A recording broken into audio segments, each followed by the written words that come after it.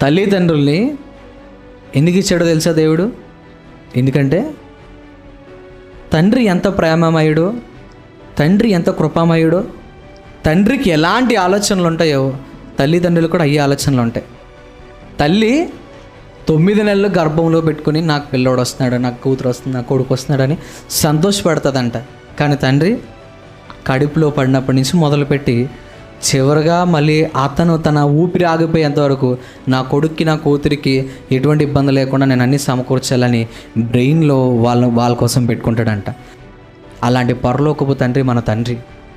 ఇంట్లో తల్లిదండ్రులకి లోబడకపోతే, శరీరంతో ఉన్న తల్లిదండ్రులకే మనం లోబడలేకపోతే, శరీరం లేని ఆత్మగా ఉన్న దేవుడు, కనిపించని దేవుడు, ఆ దేవుడికి ఏం లోబడతాం?